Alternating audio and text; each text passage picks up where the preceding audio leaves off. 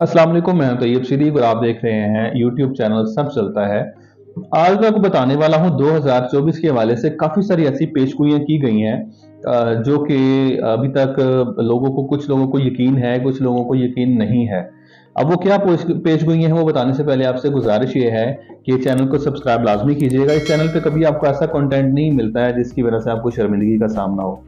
एक मूवी आपने देखी होगी 2012 के नाम से। ये बड़ी मोस्ट अवेटेड मूवी थी जिसमें कि ये बताया गया था कि 2012 में दुनिया तबाह हो जाएगी।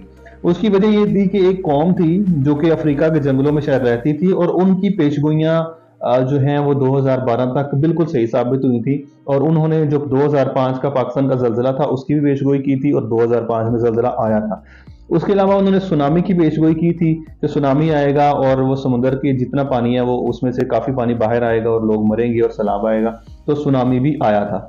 वो जो कौम थी उसने 2012 तक का कैलेंडर बनाया था और उसमें पेशगोइयाँ की थी और 2012 से आगे का कैलेंडर नहीं बनाया था, जिसकी वजह से लोग ये समझते थे कि शायद 2012 के बाद दुनिया खत्म हो जाएगी।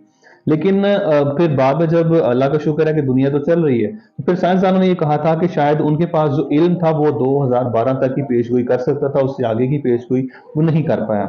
यूं ही एक और कबीला है जो कि उसी अफ्रीका के जंगलों में रहता है, उन्होंने कुछ पेशगोइयाँ की हैं और वो पेशगोइयाँ क्या हैं वो बड़ी अजीब चीज़ें हैं।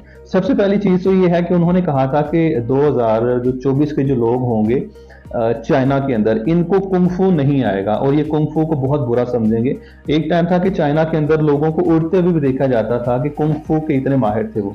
लेकिन फिर एक दौर ऐसा भी आया कि जब हमने देखा कि अब कुंग-फू जो है वो बिल्कुल ख़त्म हो चुका है। उसके अलावा उन्होंने पेशगोई ये की थी कि एक ख़ास किस्म का मुल्क है मालदीव।